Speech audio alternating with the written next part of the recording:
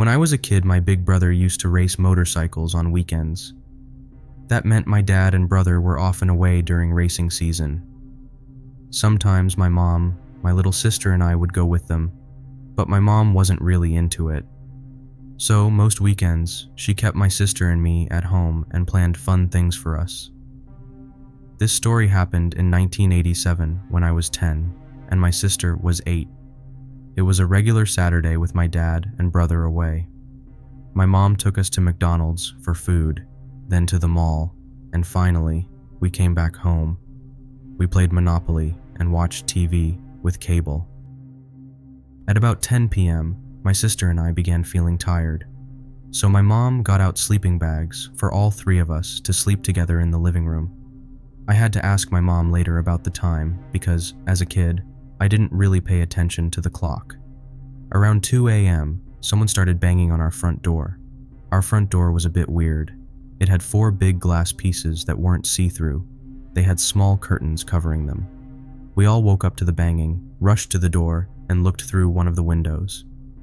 There was a girl at the door, probably in her late teens or early 20s, and I remember her wearing a white and blue jacket. The girl was really upset, crying and asking my mom to let her in. She said her boyfriend was after her, and she was scared he might hurt her. My mom stayed super calm, even though it was a scary situation. She told the girl, "I'm sorry, but I can't let you in. I have 2 young kids, and I can't risk your boyfriend hurting them. I'll call the police for you if you stay here." The girl didn't like that answer. She cried more and pointed to her broken foot in a cast, saying, "Please, you have to let me in. He's coming for me." But my mom still said no and quickly went to the kitchen to call 911. My mom's phone was stuck to the wall in the kitchen with a really long cord. While talking to the emergency people, she went back to the door and said the police were coming. This made the girl even more upset, saying she didn't need the police because she'd be dead before they arrived. My mom said sorry again, but didn't open the door. The girl just walked away into the dark. About 5 or 7 minutes later, the police arrived. My mom told them what happened. Right at that moment, my dad and brother got home from the race. When my dad got home, he didn't even turn off the truck. He just ran up, looking really scared, and asked what was happening. While my mom was explaining, another officer came up and said he didn't see anyone, but found a shoe in the street in front of our house. The police left, and we all sat in the living room for a while, trying to calm down. I remember thinking maybe my mom should have let the girl in. Now, jump to 2001, about a week after I had my first son. Family and friends were at my house, fussing over the baby. After most people left, it was just my parents, my sister, me, and my son in the living room. When I mentioned that, I wasn't a big fan of the neighborhood we moved to, but I was proud to have my own home with my husband. That's when my sister said, "Hey mom, remember that lady who came to our door wanting to come in?" My mom says, "Yes, I remember." I could see that my mom and dad weren't happy talking about it. They exchanged nervous looks. Then my sister, who can be a bit mean sometimes, asks, "Why didn't you let her in? I wonder if her boyfriend did something bad." My dad interrupts and says that my mom did the right thing because it was late, and we were alone at home. He then adds a little more. Turns out, they found her in a car with her boyfriend, doing drugs a few blocks away. In the trunk, they had a rope, duct tape, 2 shovels, and a lot of knives. My sister and I gasped at the same time. I asked why we were never told about that, and my dad said they chose not to tell us so that we wouldn't feel unsafe at home. Finding this out made me feel bad, because I used to think my mom was a bit rude. I wondered what happened to the girl. Now, I realize my mom probably stopped a dangerous situation by making the tough but right choice not to let the girl in. Learning about that gives me chills, and even writing it now gives me goosebumps. During my first and second years in college, I was super awkward. I had just come out as gay, and that made things a bit challenging for me. I didn't have any friends, and socializing felt like a big challenge because I was dealing with a lot of social anxiety. Not having the social skills to make friends meant that I didn't have any dating experience either. Miraculously, as the summer and my second year in college went by, I started feeling much better. I was less awkward around people. I worked on losing some weight, which made me feel more confident, and my self-esteem improved a lot. When I came back to school in August, things had changed. By October, I was happy to find that I had a decent number of genuine friends. I became more active on campus. Feeling more confident, I tried using Grindr, a gay dating app. It's mostly for finding casual relationships and hookups. Even though I was getting better at socializing, I was still very new and inexperienced when it came to dating and relationships. I made a profile on Grindr with a nice picture and a short description about me. After my picture got approved, I got a bunch of messages fast. One guy who messaged me had the username Dad4Young, which I should have thought about more. I didn't realize. I was 21, but people on campus often mistook me for being much younger, asking if I was from middle school or high school when I visited. I'm 23 now, and when I go to restaurants with my parents, they still ask if I want the kids' menu. It's kind of funny. So Dad4Young sends me a message saying, "What's up?" And I reply without checking his profile first. Later, I see he's 54, and his profile says he prefers younger people. He only had one picture, and it was a blurry close-up of his hairy chest. I wasn't interested at all, but because of my past experiences, I thought ignoring him would be impolite, so I kept replying. I don't exactly remember what we talked about in the first 10 or so messages. I do remember him saying I was very cute. I told him I was a student, but I didn't say which college I attended. It's important to know that my college is in a big city, and there are several other colleges within 5 miles of each other, and a few more within 10 miles of those. Grindr, like Tinder, uses your location, but it's more precise. If you're less than a mile or two away from someone who is online, it shows the distance in feet. I noticed that Dad4Young's profile said he was 25 miles away, which I thought was kind of far. Then he asked me if I wanted to meet up. I felt bad flat out denying him, since he had been so polite. I didn't tell him the name of my college or the town I was in. When I checked his profile again, it said he was 3 miles away. I got a bit scared. I didn't respond to his message, hoping he would stop bothering me. It's important to know that my college had different parts on separate campuses a few miles apart. I stayed at the upperclassmen residential campus, which was about 2 miles from the main campus, where all the other student dorms and main buildings are. I thought if he was trying to find me, he might check the main campus first. After that, he might give up, because not many people from outside know about the separate residential campus. 5 or 6 minutes later, I get another message that says something like, "It's not fun if you don't play along. What building are you in?" His profile now says he's a little over 2,500 feet away, and every time I opened his profile, the distance would decrease. I'm really panicking at this point. This guy could figure out exactly where I was, so I closed my blinds, turned off my light, and locked my window and door to the apartment and my bedroom door. My roommate was away on a retreat, so I was alone. He kept sending me messages every minute or so, saying stuff like, "I'm gonna find you, here I come," and other really creepy things like that. The distance was now down to 310 feet, and I was totally freaking out, not knowing what to do. So I just deleted my entire profile. Nothing else happened that night, but I was really scared he might show up at my door. Fast forward to 3 days later, I decided to download Grindr again, after learning more and finding out that I could change the settings so my exact location wouldn't be visible. When I log in for the first time with my new profile, I change some search settings until I see Dad4Young's profile, and I quickly block it. Later that night, I get a message from someone named Will Find You, with the same unpleasant profile picture as Dad4Young, and my stomach sinks. He sends me lots of messages. "You messed up. Almost got the police called on me because of you. Couldn't find you. so I had to go to other dorms to find someone else. Said I was outside his dorm and told me to leave, and he called the cops. I'm coming for that sweet virgin thing. I got really scared. Blocked him again, deleted my profile again, then deleted Grindr. I refused to download it or any other dating apps for about a year after that, at which point I worked up enough courage to try it again. My mom works as a teacher in a small town in Australia. About 10 years ago, she got a job offer to become the principal of a tiny school up in the mountains, which was about an hour away from where we lived. The mountain town had a bit of a funny reputation, and people from our town would often joke about it, referring to it with the dueling banjos theme from Deliverance.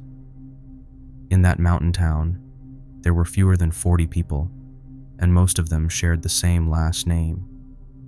They were known for keeping things in the family. Even though the place had its quirks, it was a significant promotion for my mom to go from being a teacher to the principal. So, we decided to live at the old schoolhouse during the weekdays and come back to the city on weekends. When we got there, I was really surprised at how small the town was. It only had one street, and it was surrounded by thick bushes and trees. The houses were old and falling apart, hidden away from the main road. There were no streetlights, and there were no stores. The school was super tiny, with only about 14 kids, and they were all somehow related to each other. Some of the students looked a bit peculiar, maybe because their families had been close for a long time, but in general, they were nice and well-behaved little kids. My mom liked her new job. I had just finished high school and was waiting to start university, so most days I was alone in the schoolhouse. I spent my time reading or cooking while my siblings were at school and my parents were at work. As the weeks went by, I ended up spending more time at the school helping my mom because I didn't like being alone there. There was no TV, just an old Walkman with some not-so-great cassette tapes to break the silence. I often felt either really bored or kinda scared. There were sudden and random sounds that didn't seem like they came from the house. I often heard scratching and shuffling at weird times, and it often sounded like footsteps or voices. I tried to tell myself it was just my imagination, but things got worse one day. When suddenly I stopped my music and heard a man's voice quietly saying random numbers from the front porch. 40, 40, 9, 40, 17. I'm not scared of ghosts, but the idea of someone coming into our house in the mountains made me really scared. So I rushed to the school and told my mom. She didn't believe me. I told my dad, and he didn't believe me either. But my sister did. She said she hadn't slept well because she heard a noise like a tree branch scraping her window, even though there was no tree. She also thought she saw a man in the backyard one night, but when she looked again, he was gone. Soon, my sister and I wanted to share a room. Our parents thought we were being silly, but one evening after dinner, 2 local men visited us. They said something that changed our parents' minds. They asked if we had any trouble at the house, and then told us that everyone in town had been having problems for more than a month. It turned out there were men in makeshift camouflage clothes wandering around the main street at night. The town was used to seeing strangers in hunting gear, but these guys were covered in leaves, grass, and sticks. Nobody knew who they were. They weren't locals. There were at least 10 different guys, always alone, and always wearing the same strange clothes. At first, the locals thought it was a joke. It's not every day you see people dressed like walking bushes, like in a cartoon. It was all funny and strange, at least until these guys started going onto private property. One lady heard something moving under her house and shined a flashlight to see under the floorboards. Another man found a camouflaged guy crouched on his roof. Someone heard mumbling from his back porch, only to go outside and see that his hunting dogs had been unchained and tied to his back doorknob. There was also a big X drawn on the door with red chalk. Almost everyone in town had been scared by one of these guys at night, and some even during the day. The local guys told my dad to lock things up and be careful. In the next month, similar things kept happening. Even my mom saw one of the men near the school during the day and called the police. There were lots of sightings, and they kept finding red chalk marks. One local guy saw a man in weird camouflage gear on his front lawn making animal sounds in the early morning. The local guy threatened him while his wife called the police, but the man just stood there smiling in the dark. The local guy got mad and beat up the creepy guy, but he kept smiling through the whole thing. Then he calmly walked back into the bushes, still smiling and bleeding, before the police got there. This story doesn't have the exciting ending. The school closed because the government didn't give enough money, and my mom got a new job closer to our home. So, we had to leave pretty quickly. We were only in the mountain area for 5 months, and nobody was too upset when we moved back home. I still think about those guys who were out in the middle of nowhere and what they were up to. I wonder why they were scaring the town. I love hiking a lot. Last year, I went on a special hiking trip to northern Canada with my friends. We spent a whole week there. When I was telling this story to one of my friends last week, they said it was unique and suggested that I share it. I think they might be right because there are probably many people with interesting experiences out there. So my friends and I were in the northern part of Canada.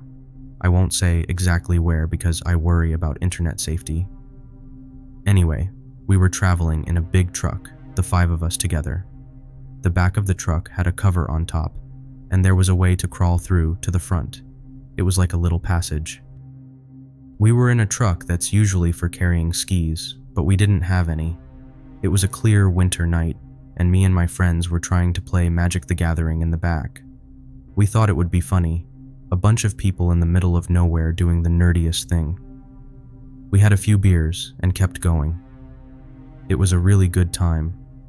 One of my friends suddenly shouted to look at something. He loved nature and wanted us to help him figure out what we were seeing.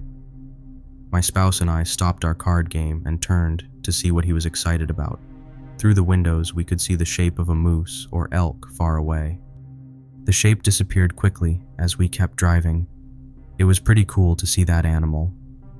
It was the first exciting thing we found on the trip. It was only the second day, and we planned to camp on Wednesday, then head back to civilization the next week. A few hours later, Dave stopped the car to sleep because most of us were really tired. Except for me, as I still had work to do, even though I was technically on vacation. My job needed me to keep working, or, well, I couldn't really stop. I'm not sure if it was a personal thing or some pride to keep working, but I kept on anyway. I was working, and about 20 minutes later, I heard his voice just a bit over the music. I took off my headphones and looked away from the laptop. He was sleeping. Actually, everyone in the room was asleep. I checked outside the window, but there was no one there. There were some trees, and their shadows were barely visible in the moonlight. I travel a lot, and every sound is important to me. Whether it's a quiet talk in the airport or a bird's call in a small town, I find it all useful. I kept working, but this time without music. After about 5 minutes, my spouse woke up. She looked at me and asked to keep it down. I told her I had been really quiet and decided to drive for a while since I was done taking notes for the moment. I started the car and quickly checked to make sure everyone was inside. Everyone was there, so I began driving. I looked in the rearview mirror and saw that deer again, but this time I could only see the antlers because its head was down and the body was behind a tree. I remember it clearly because it was lit by the moon. Even though I thought it was cool to see the deer, I kept driving on the snowy ground. The next day, we were almost at our camping spot. We saw that horned animal a few more times too. It could have been different animals, and we didn't really mind. I thought it was a bit strange, but I didn't worry too much because I usually don't believe in unusual things. That night, we set up camp, which meant putting together the rooftop tent. It was a bit tricky, like a puzzle, and my friend Dave, who owned the truck, had made it. He was really into camping, more than the rest of us. My friend slept in the tent, and my spouse and I got the truck bed. It was kind of a way to show respect, and also because the truck tent seemed really comfortable. That night, feeling a bit excited, I decided to take a walk. My spouse was tired and wanted to sleep. I brought my machete, but it was just for cutting plants. It was no problem for the occasional pine branch. After a while, I heard my spouse calling my name. I could still see the truck lights from a distance. So, I started walking back to the truck. But then I realized the voice wasn't coming from the truck. I stopped and listened, feeling confused. I noticed her voice was the same every time, like a repeating sound. This scared me a lot. I hurried back to the truck and started it, even though you're not supposed to run the truck with the tent on top. But it was tightly secured, and the path was clear, so I wasn't worried about the tent falling off. Terrified and driving fast, I saw this deer thing running towards the truck, keeping up somehow. It made a terrible scream that I can't even describe. I started crying while the guy banged on the truck roof, telling me to stop. I crossed a stream, and the bumpy rocks probably damaged my friend's truck, not to mention my friends inside. All of a sudden, I heard 3 gunshots. Then, it was quiet. After 5 more minutes of driving, I stopped in a clearing. The strange creature wasn't following us anymore. My friends got out, packed up the tent, and told me to just drive. When I looked back, my spouse was staring out the window. She turned to me, her face covered in tears. She was really scared. She didn't like scary movies, and they always made her cry and feel frightened. I drove on, and my friend and I didn't say anything for the next 4 hours until the sun came up. That morning, we finally stopped and talked about what had happened. I shared my part of the story. None of us really knew what happened, but my friend Sean suggested it might have been a moose with rabies or something. We all thought weird animal stuff happened sometimes. However, we couldn't figure out how it could run so fast and why its face seemed messed up, as my friends described it. None of us had a clear answer, so we decided to cut our trip short. Instead of taking the scary scenic route, we went through a couple of villages on our way back. The rest of the trip was fun, and we met some friendly people. We didn't ask anyone else about the strange thing because we figured they wouldn't know either. At least, I never bothered to ask. And if the others knew, they never told us what they found out. Honestly, I don't believe the rabies story. It doesn't explain why I heard my spouse's voice in the woods, away from where she was, repeating the exact same sound over and over. Next time you go into the woods, make sure to bring a flashlight and something to protect yourself. You never know what might be waiting, but I'm sure you can't outrun it. Trying to throw a rock at it will probably just make it angrier. I'm Alan, a 16-year-old guy who considers himself pretty logical. I've always been aware of my senses, and, I guess, a little paranoid. I believe these traits might have saved me in a situation I'm about to share. When I was around 15, my friend, whom we'll call Jack, and I were biking through a narrow, desolate road in the less-known areas of Colorado. I won't reveal the exact location, but the road was like those you'd find in more deserted places. Small, narrow, mainly dirt-covered, with a thickening tree line along the sides. Biking on these roads always gave us a bit of a creepy feeling, but that just added a little more excitement to the ride. But on that day, we never thought that something like this could happen to regular people like us. Well, I guess no one expects something like this to happen.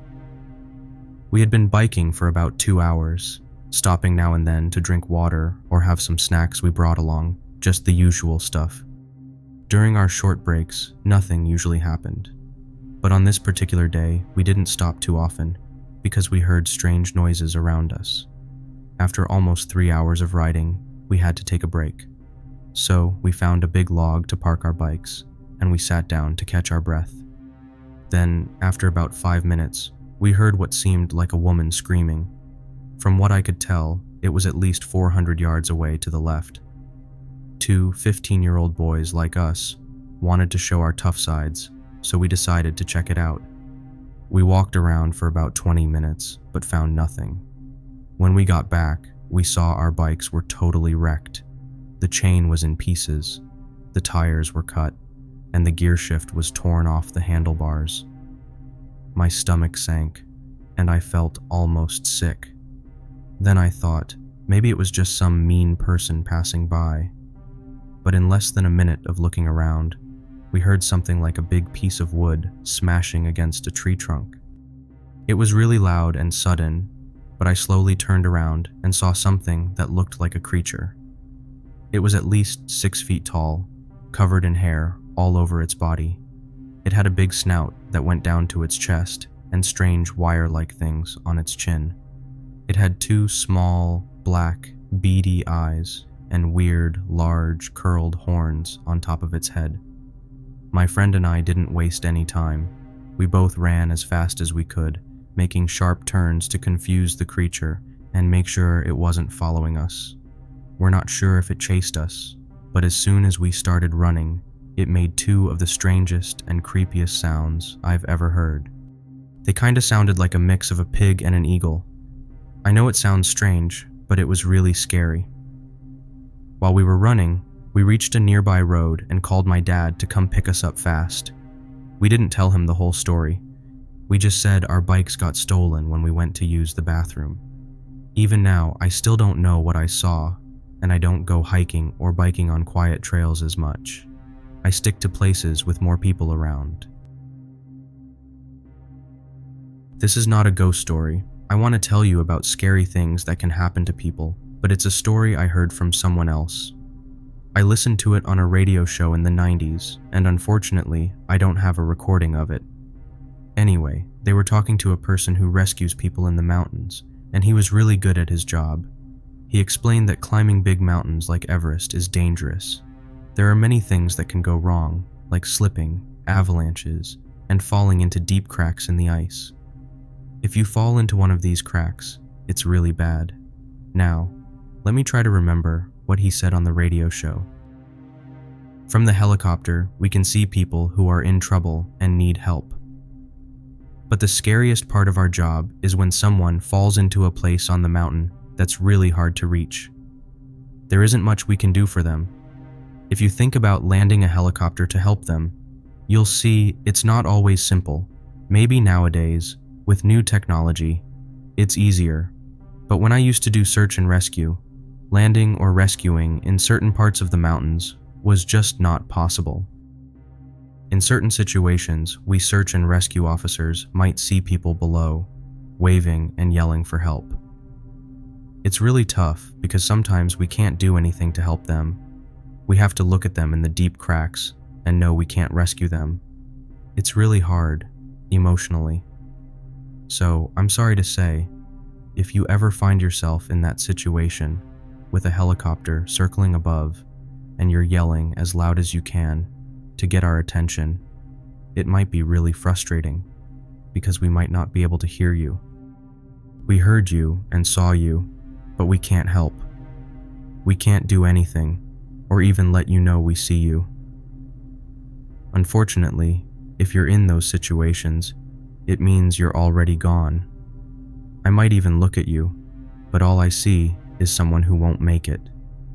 And just like that, the call ended on a really serious and scary note. It gave me shivers when I heard that. This happened in June or July this year.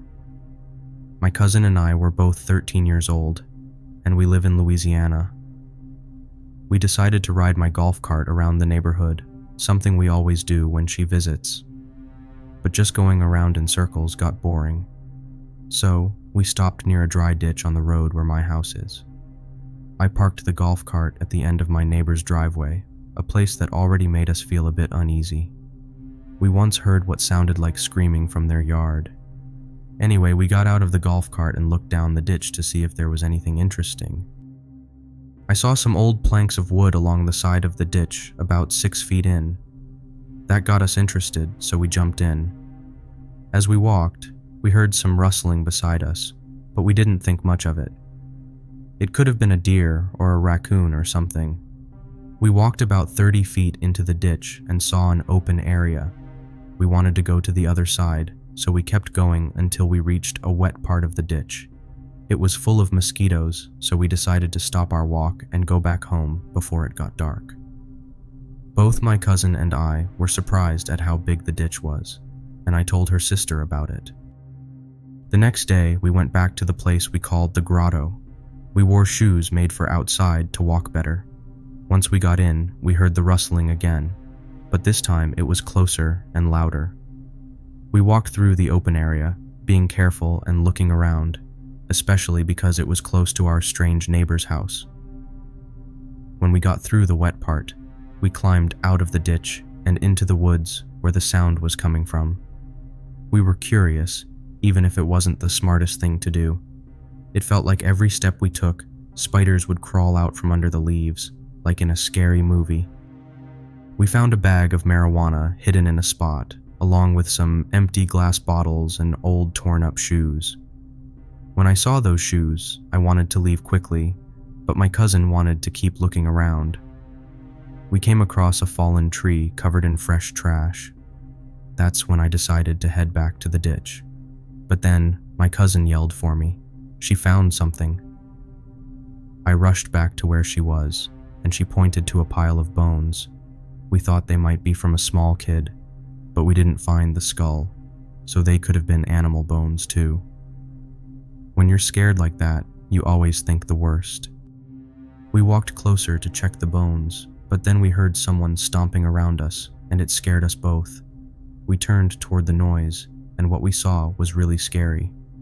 There was a man with long, dirty hair and bloody fingernails, crouched down like an animal. Luckily, he ran away from us. It seemed like we accidentally found the place he was using for something, but oddly, he stopped behind a tree and started staring at us. We ran back to the golf cart, really scared about what might have happened. To this day, I never go down the road with the ditch we explored. My cousin and I never talked about what happened, and we never told anyone.